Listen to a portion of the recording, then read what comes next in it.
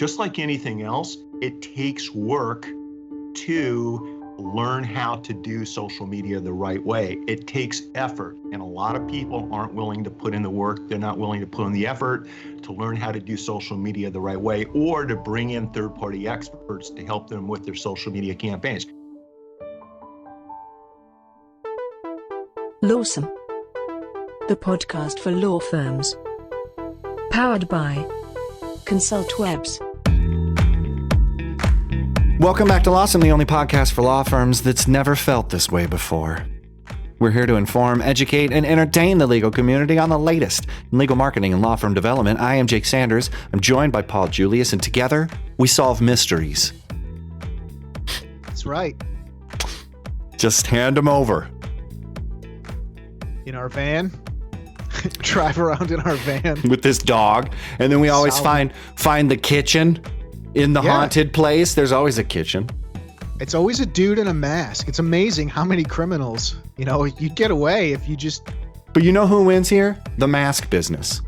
True. That's the real winner. Big mask. Big mask. Hiding their profits. Uh-huh. Anyway, tell people, let's unmask the true intentions here and tell people what's on the show. Indeed. On the show today, we talk social media trends with an article from entrepreneur.com, and then we discuss social media for lawyers, marketing, creativity, and a whole bunch of other stuff with the all-time greatest lawyer on social media, Mitch Jackson. And of course, we crank up the heat on our guest with 5 questions we ask everyone. Pull up a plate.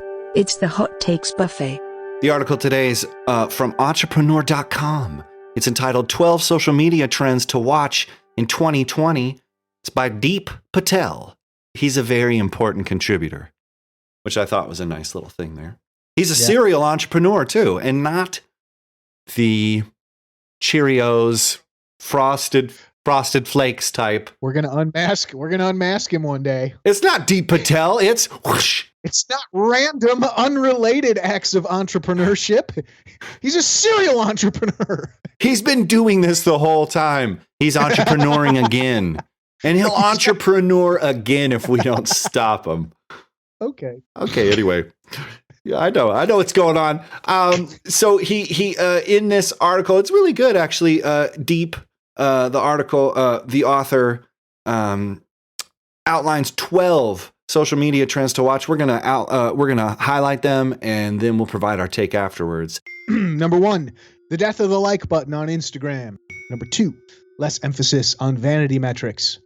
Number 3, video story content is king. Number 4, TikTok is disrupting social video. Number 5, social media audience segmentation. Number 6, personalized video marketing will become a thing. Oh, nice. Number 7, social shopping seamlessly incorporated into social platforms. Number 8, less public, more private interactions. Number 9, audiences want meaningful connections. Number 10, authentic content key to social selling. Number 11, influencer marketing goes nano. Nano influencer. Oh, God. And the last one, number 12, if anybody's still with me, social media is the place to nurture trust. So, Jake. Well, so my hot take is interesting. I mean, some of these things stick out. You say, this is great. And then some of these stick out and you say, well, I'm so confused now. Influencer marketing goes nano is the one that was like, oh, for the biggest bang on social media, Deep Patel writes, brands should consider the impact of micro and even nano influencers. I don't even know, man. I'm so confused. I'm so confused. And really, my whole hot take here is that strategy. There's nothing strategic about what this author is outlining. Social media success trends, how does that really figure itself out if all I'm getting inundated is I have to be apparently socially content, video, no vanity metrics, personalized content with a nano influencer on TikTok. Yep. Already I'm confused, and I've gotten myself so far away from marketing that you are in tactical world and you're only talking about the different sizes and sizes of bullets and guns, and you're not talking about the war. You're not talking about the reason why you do this, why you're fighting. And so my hot take here is strategy. That's the trend that's going to succeed in 2020. Mitch, what you think is just this guy who just pumps out content. He does. He's constantly doing it, but he's very selective in what he chooses to share, where he chooses to be on the platforms. He's not everywhere. Just because he can be everywhere doesn't mean you should be. And just because social media lets you do infinite possibilities, the lawyer who's going to succeed or the law firm marketer who's going to succeed is the person who puts some limits on themselves and, picks one thing, finds their why, like that Mitch talks about later, and builds from there. So that's my hot take. What do you got, man? So the one that really stuck out to me, and at first it was because it made me laugh, was number 12. Social media is the place to nurture trust.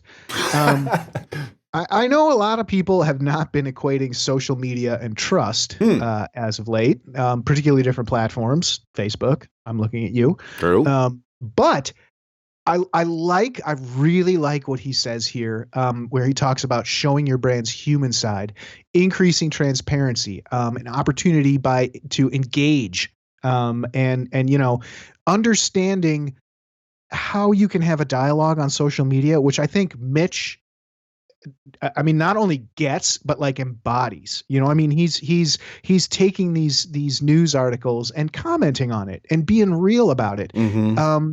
That's it is a tactic. I think you make a great point, Jake, Right. that it's not, that's not a strategy, but I think it's important to understand that, with all this mistrust, with all these, things coming out where people are saying, oh, the brand voice of, this person on Twitter is actually, two marketing interns and a Mm-hmm. digital designer. Mm-hmm. Having some credibility, having an opinion, making statements, doing things that make you real. And stand out and are distinct in a marketplace. Yes.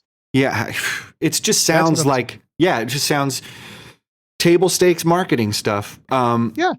And that's what that's what Mitch does. He's not. Yeah, agreed. He's not saying you have to, turn yourself into a, nano marketing video producing, Yes. Seamlessly social shopping powerhouse. On TikTok. And the chest mounted camera that, or a drone that flies with you and follows you, or, you could go there. Yeah. But you'd be lost. And there's something in this article that outlines maybe the battlefield, but it does nothing to help you understand how to win your battle or how to win the war over the long term. And that's where strategy comes in. And what you were saying is really good, because a lot of social media success comes from authenticity, and people don't get what that means. Well, it actually means saying what you mean, come hell or high water, And Mitch does that. He says, you're going to get the haters. They'll show up. So a lot of people say, well, that doesn't seem like a marketing decision because here come the haters. Well, if you're talking to everybody, you're talking to nobody. So talk to somebody specific, find a why.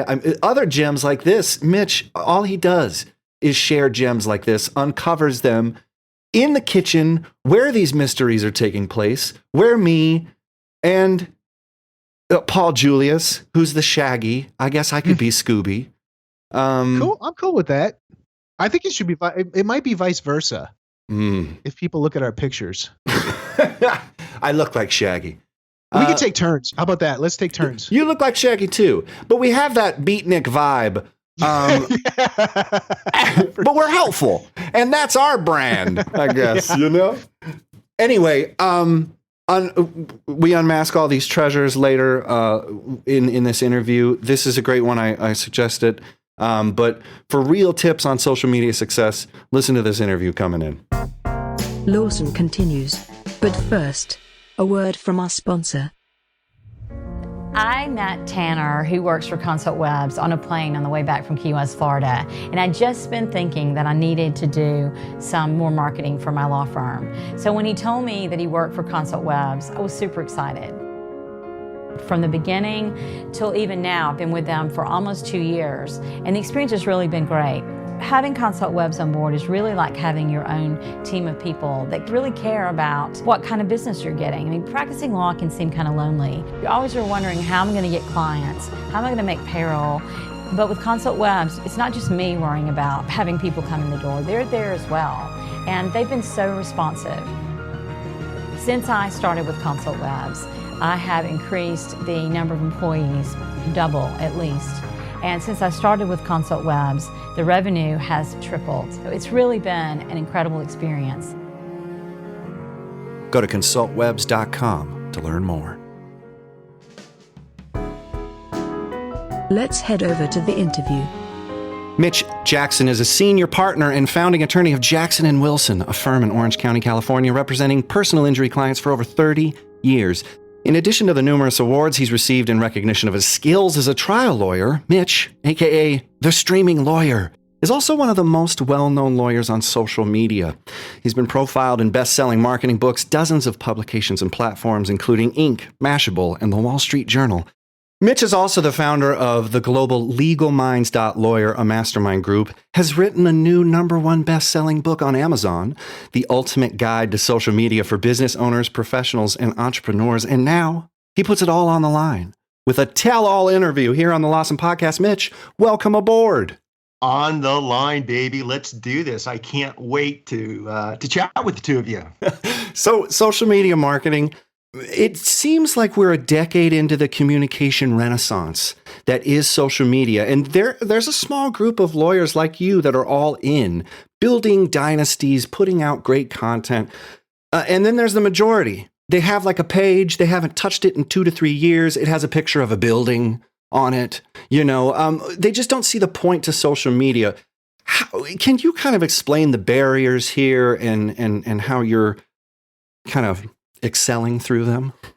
Well, I think there's a mindset that a lot of people have a hard time understanding. Imagine when electricity was first invented and they first started rolling out this concept of something that you couldn't see that lit up a light bulb that added power to a device, but nobody knew how it worked and nobody really could see how it was going to change the world.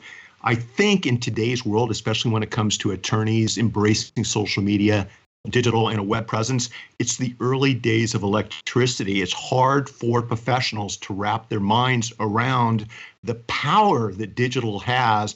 And those that do are the ones, especially those that do early, are the ones that are able to really embrace the benefits and frankly, help more consumers, both locally, nationally, and globally. I think it's all about a tool to help build your brand and to help consumers get answers to their questions. And when you do that, when you have that mindset using this new type of electricity on the digital platforms, I think that's where the magic happens. And so what do you think is the problem that prevents lawyers, specifically law firms, who are traditionally in on marketing? Well, you got your vanity numbers. Maybe you got a nice, always going to the networking events, shaking hands, believe in the power of word of mouth. I mean, lawyers have a savvy sense of marketing. What particularly is preventing them from succeeding here in social media? I mean, you just don't. I don't know. Are they doing it in silence and I'm just not seeing it? I mean, what's your thought here? Well, I'm not sure lawyers do have a savvy sense of marketing. I think lawyers like to bring in new business to their law firms. And what they get caught up in is the traditional M word, the marketing word. And I think when you take it to the next step, it's all about building relationships. If you use the M word to build relationships, to build referral relationships with clients, with neighbors, with family members, with business associates across your community who bring cases to your law firm, I think that's what works really well on social media. So for those lawyers that understand the power of marketing but haven't yet embraced social media and the digital platforms, I think what they need to understand is what you're doing is you're taking relationships and relationship building, you're pouring a gallon of gasoline and putting a match to it and giving it a chance to just grow exponentially on a global level. And so if you're interested in quote unquote marketing your practice, if you embrace social and you put in the time and effort to the second part of the answer to your question is just like anything else, it takes work to learn how to do social media the right way. It takes effort, and a lot of people aren't willing to put in the work. They're not willing to put in the effort to learn how to do social media the right way or to bring in third-party experts to help them with their social media campaigns. You and I both know in the book, the reason I wrote this book, and I reached out to 46 other experts from around the world regarding each major platform, each major approach to social media, and they contributed chapters to the book. And so it's not just me, it's some of the top experts around the planet, which was one of the smartest things I did when putting this book together, right? Because I've never been accused of being the sharpest knife in the drawer. But a knife nonetheless. It's still a knife and I'm willing to use it. So here's the thing.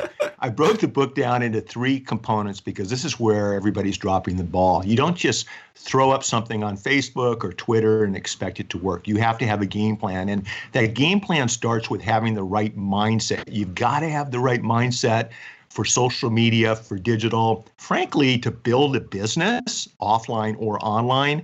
And so the first part of the book talks about and dives deep into what that right mindset is. It's all about the hustle. It's all about giving, and then giving some more before expecting anything in return. It's the mindset of the go-giver. Bob Berg, who co-wrote the Go-Giver series of books, contributed a chapter on having the right mindset. These are the types of people that are sharing content in the book. Once you understand that right mindset, you roll over to the second part of social media, and that is understanding what platforms you need to be on and the personality of each platform. Each platform is different, so while you're applying the mindset to the platform, you have to understand the personality of the platform to make it work. The third section of the book, which is my favorite, is all about communication. It's all about, great, you have the mindset, you understand how Twitter, Instagram, Facebook, and LinkedIn work, YouTube works, but unless you know how to communicate, unless you know how to effectively share your message quickly, because the attention span in today's world is short, you're going to miss out on opportunities. So the third section of the book talks about how to communicate, how to not just tell a great persuasive story like we do during our jury trials, and that's what I do for a living, but also how to tell a story that empowers your audience and gives your audience permission to take that next desired step. So I have contributing authors in the third section of the book, people like Mark Schaefer, people like Carmine Gallo, who wrote the book Talk Like TED. He interviewed 200 top TED speakers. What is it that these TED speakers are doing in a similar fashion? What 6 or 7 steps are they taking to create compelling content that have made their TED presentations the best? And Carmine then took that concept and shared how you as a professional can apply these communication approaches to your social media efforts. So I'm a true believer that if you understand the mindset, you understand the personality, you understand how to communicate on the digital platforms, that's where you're setting yourself up for success. And there's a new component that I'm really emphasizing in 2020, and you guys just cut me off, but if you want, but this is just the last point. You'll hear the orchestra swell, and then this is an exclusive because I haven't talked about this to anybody, and it's what I'm going to be focusing on in 2020. All right, and what I'm going to be focusing on, and it's a new keynote I'm putting together, and it's the concept of intentional spontaneity. Okay, there's a reason why people like reality shows. There's a reason why people like watching the news, why people get wrapped up in what's happening right now. And it's because of the realness of life. It's people, living their life, watching what someone else is doing. It's newsjacking in real time. And you guys know that I love to newsjack. That's interjecting my personal views on breaking news stories in a positive way that adds value to the listener or the reader.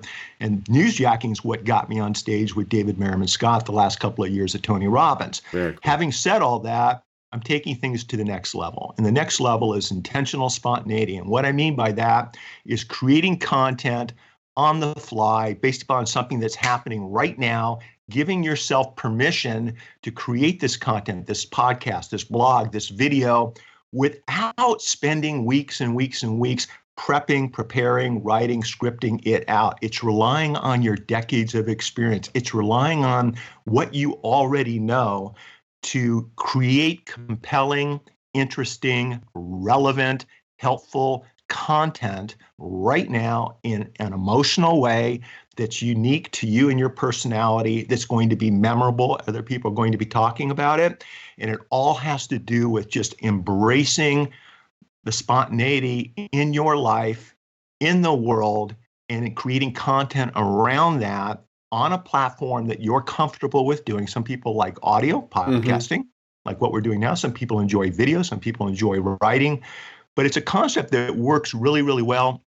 Lawyers are great arguing on their feet, running with the ball at the last minute, picking up a file and trying a case tomorrow morning. We're really good at that. And I want to see more lawyers, more professionals give themselves permission to be spontaneous on the social media platforms, because their content is just going to be more relevant, more remarkable. And if they do it the right way, let's just say TED Talk approach, 18 minutes or less, people will spend the time to digest and share the content. So I'm pretty excited about 2020 because I know I'm onto something, and I haven't seen a lot of people talk about this. And it's all about being spontaneous and relying upon your experiences over your lifetime. If you're new, if you're a young entrepreneur and you don't have those life or business experiences to be spontaneous, read autobiographies, read biographies, look at what other people are doing, reach out to them through books, through websites, through blog posts, through Google, through Wikipedia, and digest their knowledge within you, and create spontaneous content based upon what you've learned, what you've read, and the experiences of others. That is what's going to kill it on social media in 2020. So that's awesome. And I have nothing beyond it. I was thinking just like Jack Kerouac when you were saying that. I was like, there's spontaneity, prose, just you got to give yourself like some permission to just let it fly. And trust yourself. There's a lot of trust to that. But to kind of tie that into the next question, we've had entire episodes on taking your time back and calendaring and all this stuff. Lawyers are busy. I mean, everybody says that. So, I mean, to just like, how do you schedule time to make that content, publish it, engage it? Like, do you have to, block out some time to just be spontaneous? Like I know Jake and I, definitely, when we're talking about music or whatever, creativity, it doesn't always hit when you're sitting there waiting for it. Right. So when you're in the yurt, like what do you think? What's your idea on how to, So what do you guys play? What instruments do you guys play? I play saxophone and piano, and Paul plays guitar.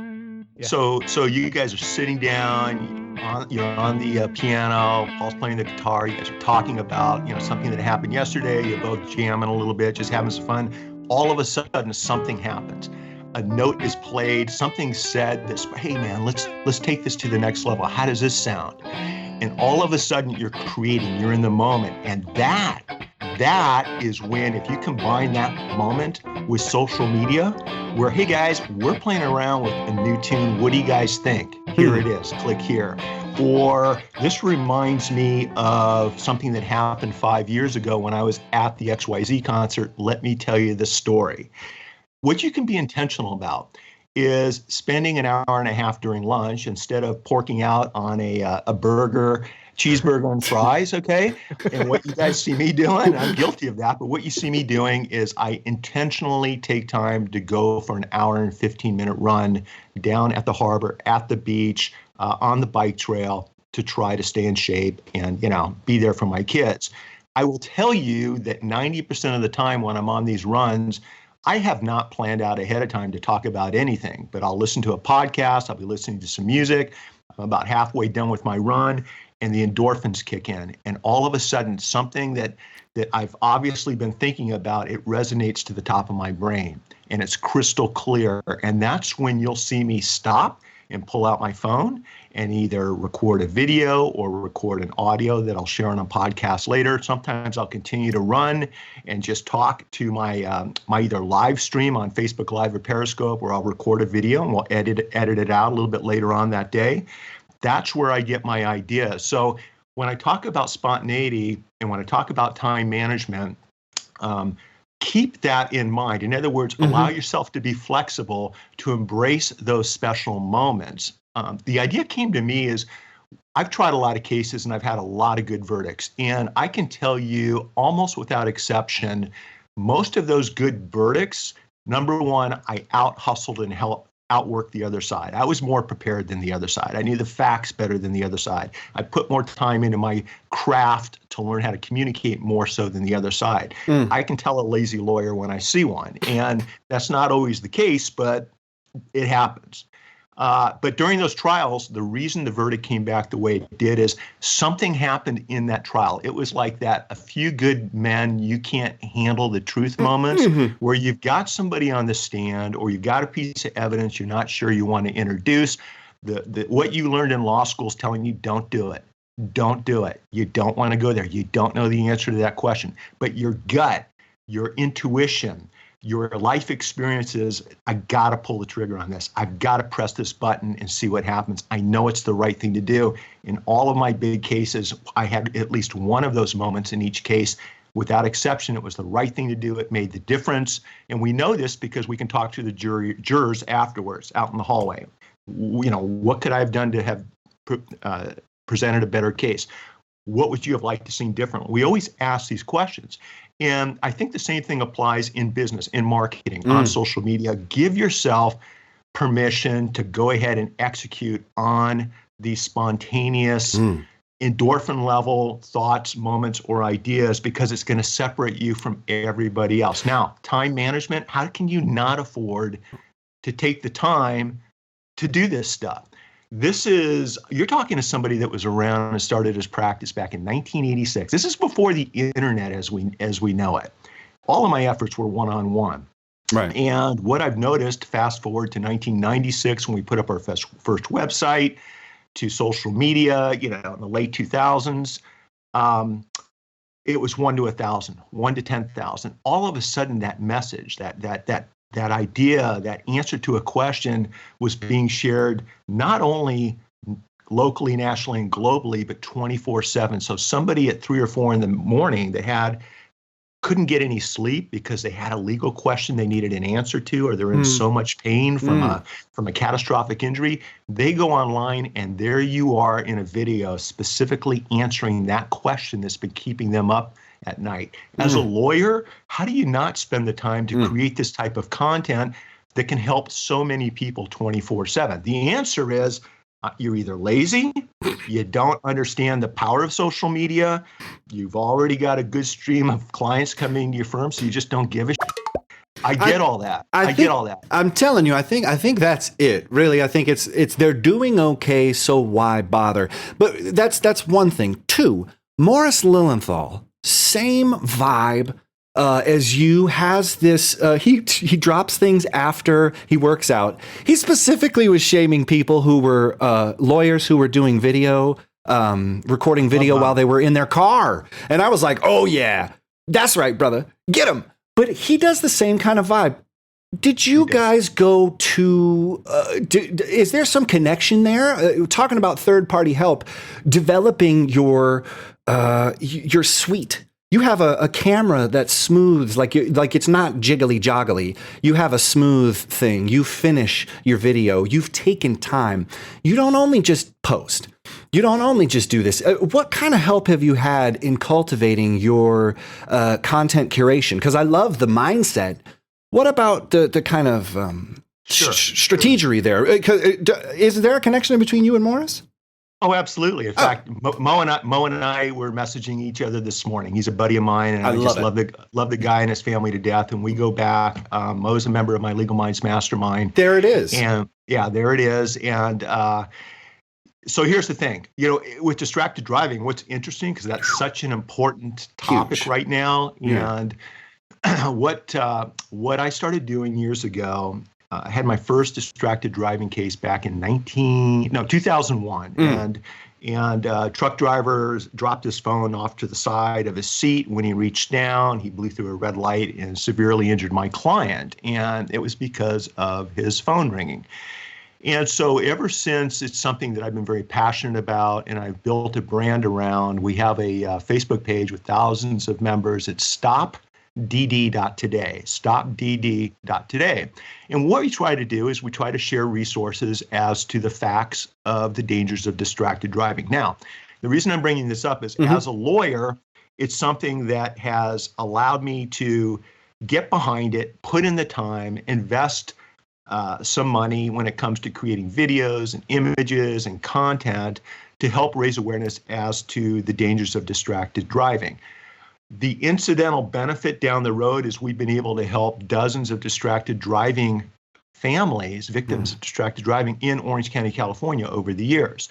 And so when Mo's sharing this information, it's so important. I mean, anybody that is adamant about any particular cause, and if you guys follow me on social media, I'm an open book. You know what I support and you know what I believe in it. And that's why I became a lawyer. I became a lawyer to take on the bullies in the world. And just because there's social media out there doesn't mean I'm going to be silent. As a matter of fact, it actually complements my personality. It complements why I get up every morning. That's my why, is to take on the wrongdoers in the world. And I don't care if it's with a legal matter, if it's politics, if it's some idiot on social media trying to take everybody else's money.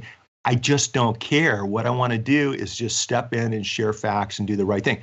So when you talk about distracted driving, yes, I saw Mo do that a couple of weeks ago. I was proud of him for doing it because because here's what happens. When you put yourself out there, you're going to get haters. When you put yourself out there, you're going to get people slamming you. Who are you to tell me what I can or can't do?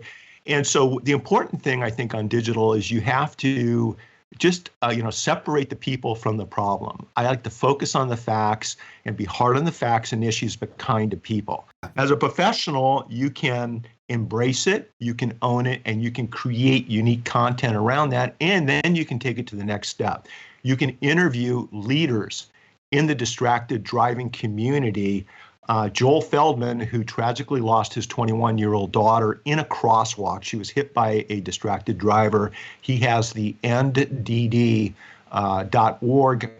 organization. Joel's a trial lawyer. He speaks around the country as to the dangers of distracted driving. So you reach out and you have Joel on your podcast. You reach out and you have Joel on your live video, and you talk about this problem. You don't talk about your law practices. You talk about the problem of distracted driving. What then happens is Joel's audience, who have never heard of you before, start connecting with you on social media. They start reaching out to you for help in California if they have a California legal matter. You start to become top of mind because they see your name, they see your picture, they see what you're doing. And for me, coming full circle back to your question, how do you balance the time to do what you're doing? It's because of that amplification. It's because of that top of mind global awareness, where in the past, I started my law firm in 1986 out of the back of my 300ZX. I had 4 boxes of client files. And check this out, true story. I'd play basketball down at Main Beach, Laguna Beach, California every single day. I'd show up at 9, make a few phone calls with the payphone next to the courts. By 9:15, I was done working. I worked on my files. There wasn't anything else to do. Played ball all day, and the way I networked and built relationships was with the guys on the court. Guess what? They all needed lawyers. And guess what? Their family and friends needed lawyers. And so that's how I started my practice. In today's world, you can do that with social media. You can be on the court. You can be over in Paris. You can be in Australia because of your digital content. And when they need a good California firm, guess who they think of? They refer their family and friends and business associates to you. So that's why I do it. To me, I can't afford not to do it. That's how powerful it is. And I love it, but there's something also. It isn't about scheduling. And it isn't also about that why. There's a compelling reason that gets you behind the content creation. But there's also this, you're beyond ROI. And I think a lot of people don't engage, lawyers specifically, don't engage with marketing because they just see it as non-billable time. It's just not going to come back to the bottom line. It's too long-term of an investment. I need sales now, always be closing. This crushing and hustling can actually get confused with sales driving. And then I think a lot of people will miss the boat because they're not tapping into the why. They're not tapping into authenticity, which is a kind of a BS term. But I mean, how do you at your law firm specifically handle the ROI of your marketing? I mean, they see Mitch is out there doing the social media. Your partners look at you as what? You know, there's rainmakers, and then there's this, what? You're an explain maker or something. Like you're something else. I mean, you just resaid your illustration that you just shared, which was why I became a lawyer. It was this really great handwritten cartoon that you shared. And it was this great mission statement, but you consolidated what you believe in into your content. You're not looking for a straight call from that. ROI, marketing, speak to lawyers and who are missing the boat because they are perennially missing this boat. It's all about ROI. Why would I even do that when it should be about ROI, maybe? That was good. That's exactly where I was going to start, is figure out your why. Why are you, whoever's listening to this, why are you doing what you're doing? And listen, it's probably not what your first answer is. Dive a little deeper. Why do you roll out of bed in the morning? What's your real reason? Well, it's because I want to make money. No, that's not the reason. Why do you want to make money? Well, because I want to make sure I can put my kids through school. Why do you want to put your kids through school? Well, I want them to have happy and successful lives. I mean, whatever it might be. Dive deep into what your why is, and then wrap your arms around that why and start building out make your decisions premised upon that why, make your branding and marketing premised around that why. And if you're a lawyer, a CPA, or a doctor, or whatever you do for a living, build your brand over the long term around that why, and you will never feel like you've worked a day in your life. I'm in my 34th year of practicing law, and I'm going to come back and answer your question specifically. Go ahead. But I'm in my 34th year. I've never been more excited about doing what I'm doing. I've never been more energized about what I'm doing. I've never had so much fun practicing law. It's because of how I'm going about it. And the reason I'm bringing this up is ROI, just like anything else, has changed over the years. When Drucker says, if you can't measure it, don't do it, that's a bunch of bullshit. I don't believe in that. I can't measure the value of my Basset Hound. I can't measure the value of my mountain bike. I can't measure the value of thousands of clients over the last 34 years and the referrals they bring to the firm, nor do I want to spend my time doing so. It's boring. I don't give a shit. I don't want to run the numbers. I'm a trial lawyer. And what I've learned is that by sharing good content and all else being equal, doing a great job, and in today's world, focusing on creating an exemplary, an outstanding client experience, for me, that's where my time and effort is focused on. It's not on spreadsheets. It's on client satisfaction. Mm-hmm. It's not on return on investment. It's on getting that $5 million jury verdict for my client. If you focus on your why and then take it to the next level so that you can embrace that why, to me, that's how you build a long-term business. Real quick, one of the smartest guys I've ever met happens to be my father-in-law. He doesn't have a formal education after high school, went into the Army, started off as a milkman loading milk crates into the back of a milk truck. When I met him 20 years later, he owned his own dairy distributorship and he retired at the age of 52. Okay. When I asked his middle daughter for permission to marry her, we're pulling a ski boat out in the middle of the Mojave Desert. He pulls over and he goes, I would love to have another son-in-law in the family. He goes, do me a favor, ask her mother too when we get to the lake, which tells me he respects Joyce very, very much. But he goes, do you know Mike the Milkman's three rules, 3 keys to success?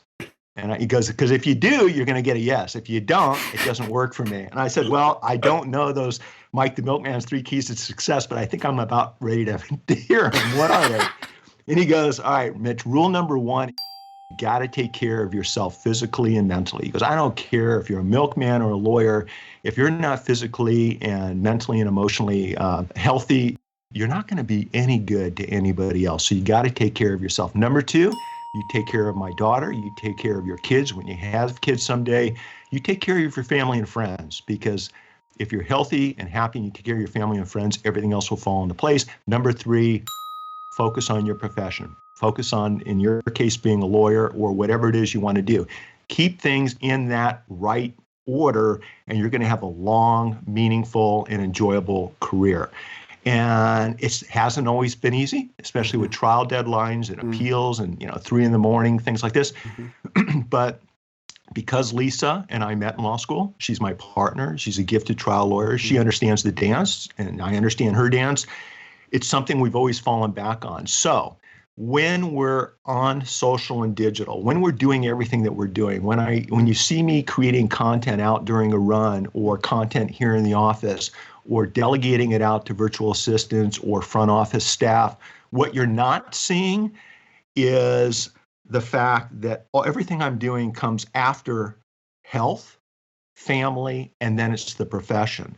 So it's not as challenging as maybe your question suggests. If I have time to focus on my health, my family, before I ever think about creating content, it's not as overwhelming and as time consuming as a lot of people think. What you need to do is you need to be selective about the content that you're creating, or if you're using third parties to help you create this content, you want to be smart about what you're creating, how you're creating it, and where you're sharing it. If you're sharing great content on Instagram, but your audience is on Twitter, LinkedIn, and Facebook, then you're wasting your time.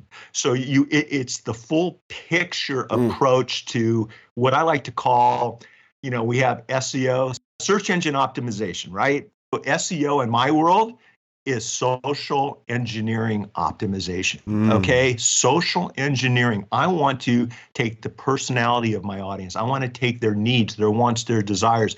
I want to connect with people that have similar whys as I do on social media, because that's what we talk about. That's what connects us as human beings. People aren't interested in following a trial lawyer. Most people aren't, and hearing about the latest statute, the latest case, the latest legal issue. What they want to do is they want to connect with other paddleboarders and other people that race motocross and other people that are into podcasting and other people that are into running. You connect on that level, and guess what? Those are all potential clients. They're potential fans. My good friend David Merriman Scott, who just came out with Fanocracy. I just love this book. Exactly what I'm talking about right here. It's all about creating fans who share you, who share your practice, who share your message, who share your causes. That's the secret to social media. Okay, hold on. I have the rose-colored glasses. I believe everything, but now I have to be the devil's advocate. We'll let Satan in here for a minute. Is it possible? We go to these marketing conferences year after year. You've been doing this for 30 years. You've been giving advice to lawyers for that same amount of time. You've seen seminars, CLEs, that have explained the perfect way to market, the perfect way to do social media, the perfect way to capture this content. And yet, 99% of people who buy these books won't adopt the lifestyle changes. They may make small incremental changes, but they just won't capture it all. And it feels weird because if you tell everybody, just get that content out there, what if there was a beach full of Mitch Jacksons? running next to you? What if there was 4 different lawyers running next to you, all doing their individual video things?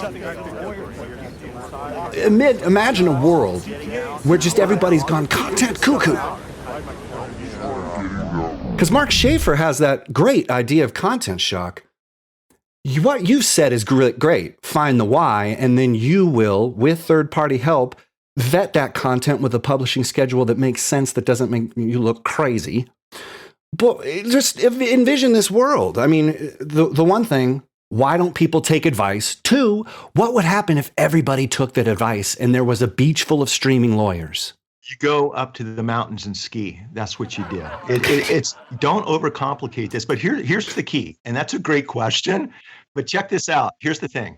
99% of professionals who understand what we're talking about, we're talking about really smart people. They understand exactly what we're talking about, but they don't execute. They don't take action. They don't take that next step, okay? You've got to have an abundance attitude. There's plenty of fans and potential clients and audience members out there in the world. We're just getting started. And so you have an abundance mentality attitude. Understand that all the knowledge in the world, all those Mitches on the beach, which is never going to happen. And let me tell you why it's never going to happen, because it's the same thing with exercise and diet. You know, we know what we should or shouldn't be eating. We know what we should or shouldn't be doing each day to try to avoid, death, physical problems, death. Okay. Yet, having said that, how many people actually execute and take action and make the right decisions on a consistent basis? So there's nothing wrong with that. That's human nature. Okay. And I get that. And it's like my whole thing is, the older I've gotten, the wiser I've gotten. I'm not the same person I was, 15 to 30. And I'm a better human being. I'm a better man. I'm a better husband. I'm a better father. I'm a better lawyer today than I've ever been. And just like anything else in life, exercise, health, diet, whatever you want to call it, it's a process. And so for those of you listening where you do get started, but you've fallen off the wagon and you've stopped creating content, you stopped sharing on a consistent basis, maybe you've got sidetracked with some other projects. That's okay. The key is to recenter yourself, refocus yourself, and start some more, and just get back on the wagon and keep moving forward. I tell people social media, unlike what a lot of experts will tell you, well, it's not a sprint, it's a marathon. No, there's no finish line in social media until you either retire or die or just stop, right? So social media is more like a diet. It's more like a workout plan.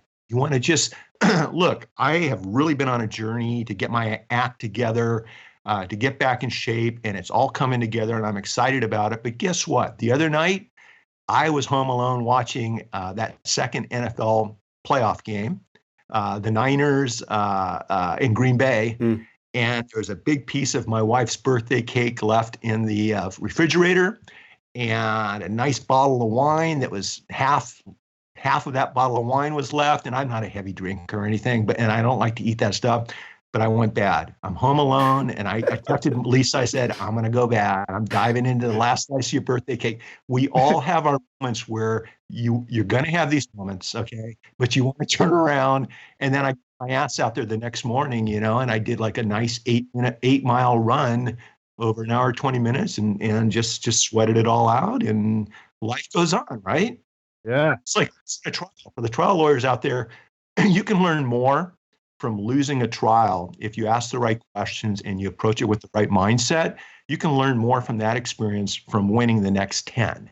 And if you learn from that loss, it'll help you win the next 10, but even more important, it may help you win that 11th trial, which may be the biggest verdict in your career. So we're all going to have hiccups in life. Just deal with them, push them behind you, and keep moving forward. And I think, to answer your question, people fail to execute, and when things don't work out, they give up. Neither one of those approaches have ever worked for me in life. And when they did work for me for a 24 to 48 hour period, just because of my mentality and mindset, I just pushed it aside. I'm not going to use the language that but there's some 4-letter words in there. I just moved forward. And that's what I would like my takeaway and answer to be to that question. Just keep moving, right?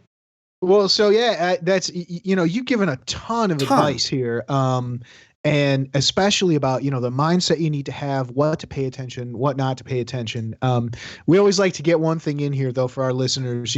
Someone wants to get started. Like say you get onto an elevator, Mitch, and there's a young lawyer there, and she's bought in. She wants to get going with your approach. What's the one thing that you could tell her right now, like, okay, you want to start when you get off this elevator, do this. Get my book. Beautiful. I mean, I'm not bullshitting you guys. And the reason I can say that is out of the 52 chapters, I only wrote 7 or 8 of them. All the other chapters are written by the best of the best in the business.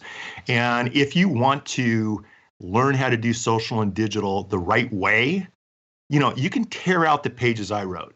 Okay, and read the rest of the book, and it's that freaking good, and it will help you avoid mistakes. It will help you establish that base, that foundation, the right way, that go-giver way to build out your brand the way we've talked about during today's show. The other thing I would suggest is if you decide to use third parties to help you with everything we talked about, which I actually think you can do if you go about it the right way.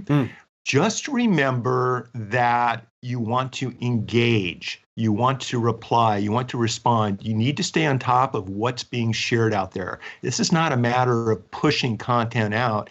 It's about engaging those who are interacting with you on the digital platforms, answering questions, hitting reply, hitting the like button or the heart button on Twitter, just letting people know you're seeing their post, you're acknowledging their comments, you care that they're here.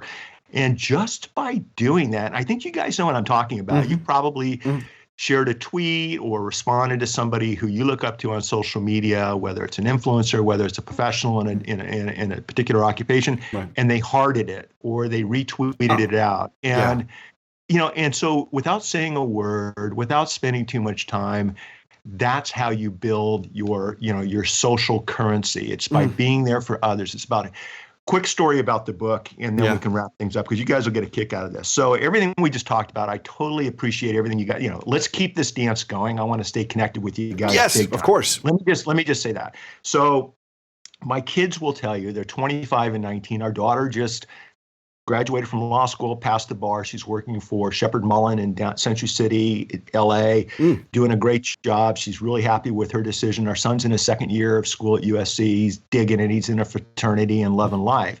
They will both tell you, I'm not smart enough to chew gum and take the trash out at the same time. Okay? The book comes out, and probably about 8 a.m. Sunday morning, California time, my kid was home. It was Christmas break. Garrett comes downstairs with his phone in his hand. He goes, "Dad, you're blowing up Snapchat," because he still likes Snapchat. He's on Snapchat. And I said, "What are you talking about?" He goes, "Gary Vee just tweeted out your book on Twitter." And all my buddies, all his buddies follow Gary Vaynerchuk, and they're all sports guys. And so they're following Gary. Gary just tweeted out your book. My kids think you have my buddies think you have street cred. I'm like, let's check this out. I didn't ask Gary to tweet out my book. So I checked out Twitter, and Gary was nice enough to share a tweet to 1.8 million people with my Amazon link. And you guys know he doesn't share out other people's products and services. Hey, I haven't read the book yet, but my boy Mitch has a new book out. I just wanted to give him some love. Here's the link, type of tweet, which was very, very cool, right? So imagine what happens when somebody else does that for you. And even though my kids didn't think I had street cred, somebody did. Okay, somebody that actually mattered on Twitter. Sure. And so, don't limit yourself. Don't put self-imposed limitations on you. And that's kind of where I was going full circle, is give yourself permission, give yourself a hug, give yourself time, give yourself, 2020 and beyond to do some of the things that we're talking about. And when you do stumble, it's not about falling down. It's about how you get back up. And on social media, nobody's watching. Just get back up and create some more good, compelling, entertaining, there's the other word, entertaining content. People like to be entertained. And I think everything will work out. And maybe we can circle back in a year and see how this worked for everybody. How can people learn more about you, Mitch Jackson, on the internet? Where can they find you? Thank you for asking. Probably the easiest place is streaming.lawyer. It's short for live streaming for video. Back when live streaming came out, I set up a site, streaming.lawyer. Our law firm is jacksonandwilson.com, and my Legal Minds Mastermind, where I share these approaches with primarily lawyers, but other professionals around the world. We have members from Australia, London, Paris, Ireland. Most are here in the United States over at legalminds.lawyer. 5 questions we ask everyone. What was the last book you read?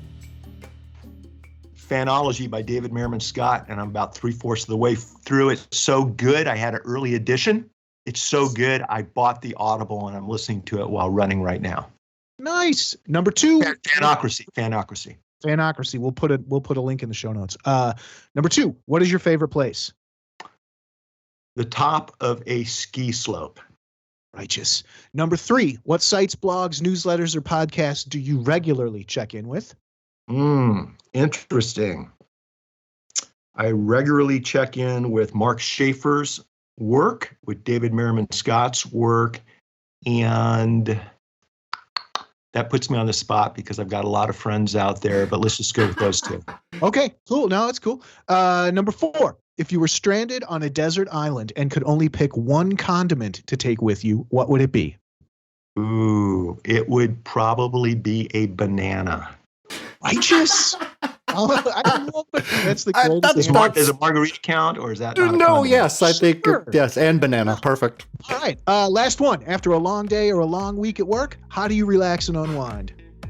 I think for me right now, at this point in my life, I go for a nice long run down at the beach. And if I time it just right, the sun's setting. For show notes, links, and info, go to thelawsonpodcast.com or follow us on Twitter or Facebook. Be sure to leave us a review and rating in iTunes or wherever you find the you listen to. Until next week, stay lawson.